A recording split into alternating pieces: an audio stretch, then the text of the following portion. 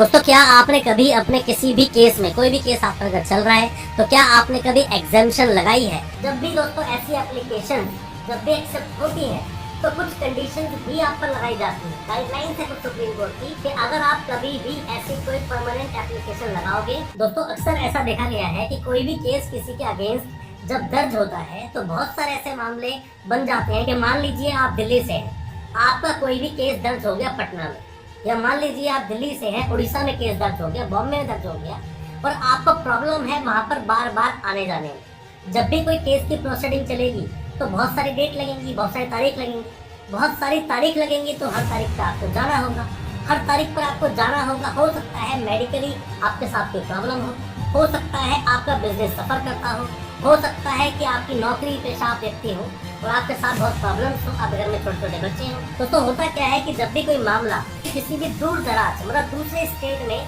काफी दूर का स्टेट है, वहाँ पर आपका केस हो गया कोई भी, और किसी भी केस में आप बार बार वहाँ कोर्ट में नहीं जाना चाहते, तो ऐसे मामले में आप परमानेंट एग्जामिशन का हवाला ले सकते हैं। हालांकि परमानेंट एग्जामिशन की बात नहीं है इसमें। अगर आप देखोगे जो बोलता है the code of criminal procedure 1973 का जो हमारा एक्ट है, उसका सेक्शन 205 जब आप पढ़ते हो सीआरपीसी का, तो उसमें मेंशन जो लाइन है वो ये लिखा है, मजिस्ट्रेट में dispense with the personal attendance of accused.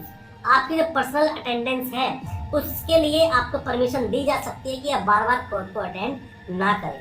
अब ऐसे में दोस्तों होता क्या है कि कई सारे जजमेंट भी हालांकि अपने पास आए, आप देखोगे तो 317 जो सीआरपीसी बोलता है, जैसे कभी कभी होता है ऐसा कि किसी एक दिन आप कोर्ट में नहीं आ सकते, तो ऐसे में भी एग्जामिशन आपके वकील साहब कोर्ट में लगाते हैं। कई बार आप देखोगे दोस्तों, क्या आपने कभी अपने किसी भी केस में, कोई भी केस आपका अगर चल रहा है, तो क्या आपने कभी एग्जामिशन लगाई है?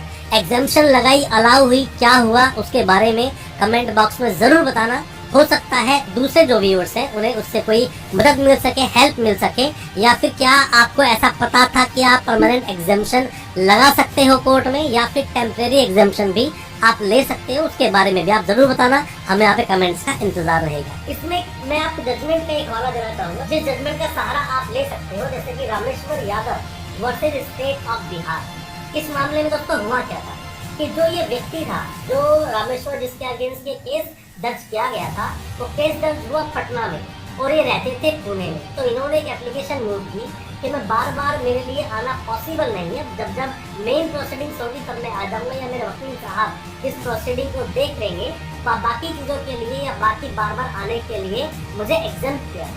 जब उसने एप्लीकेशन लगाई तो लोअर कोर्ट ने इस एप्लीकेशन को डिसमिस मार दिया।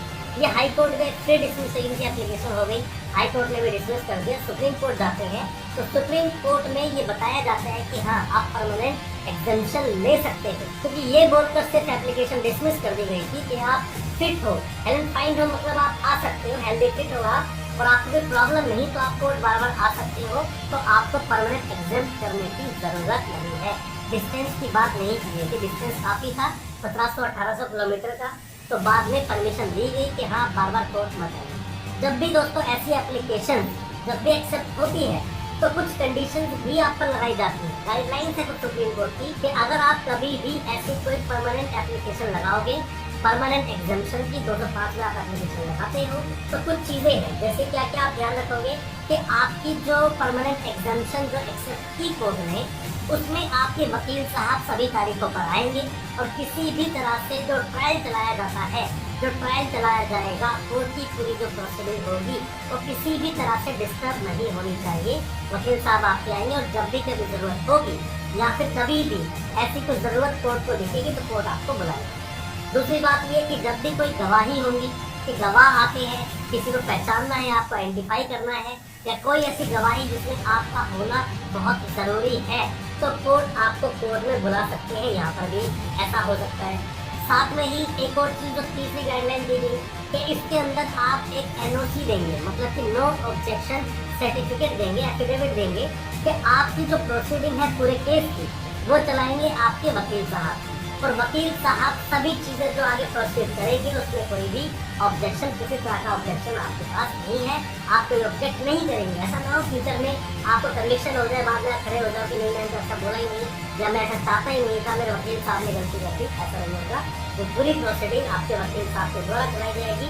आप अपने वकील साहब से हर तरह के स्टेटस ले सकते हो, अपडेट ले सकते हो। यहाँ पर दोस्तों एक और जजमेंट भी आया था जिसके अंदर की पुनीत डालमिया वर्सेस CBI था। इसमें भी ये बताया गया, जो पुनीत डालमिया है इन्होंने मेंशन किया उसके अंदर कि मेरा बिजनेस बहुत ज़्यादा इफेक्ट करता है, बहुत प्रॉब्लम होती है मेरे बिजनेस में, सफ़र कर रहा है बहुत ज़्यादा, बार बार कोर्ट आना जाना मेरे लिए पॉसिबल नहीं है, तो इसमें मुझे परमानेंट एग्जाम किया जाए। तो ऐसे में भी सुप्रीम कोर्ट ने यहाँ पर भी परमानेंट एग्जामेशन दी।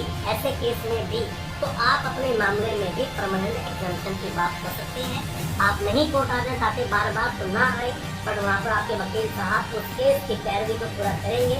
और दोस्तों नॉर्मली आप अगर देखोगे तो 1 दिन 2 दिन के लिए तो एग्जामेशन कोर्ट में लगना ये आम है। हम हमेशा देखते हैं कोर्ट में, हम खुद अपने जो क्लाइंट्स होते हैं उनकी भी एग्जामेशन लगानी पड़ जाती है। कई बार वो शादी ब्याह में बिजी होते हैं, कई बार घर में कोई बीमार है, वो खुद बीमार है, खुद की पर्सनल कोई प्रॉब्लम हो सकती है जिसमें वो उस डेट तक कोर्ट में नहीं आ सकते। किसी की तबीयत दोस्तों कभी भी खराब हो सकती है, कोई डेथ किसी की हो सकती है।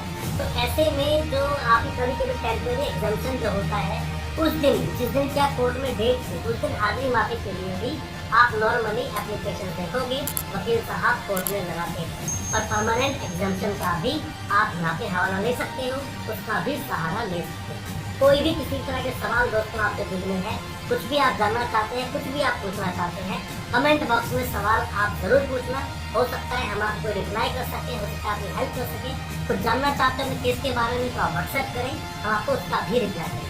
दोस्तों उम्मीद करता हूँ आज का हमारा वीडियो आपको अच्छा लगा होगा। अच्छा लगा हो आज का वीडियो, हमारे चैनल को अभी सब्सक्राइब करें, साथ में लगा बेल आइकन जरूर दबा दें ताकि इसी तरह की लीगल अवेयरनेस की वीडियोस हम आपके लेकर आ सके सबसे पहले। बहुत बहुत शुक्रिया, धन्यवाद हमारे इस वीडियो के साथ बने रहिए।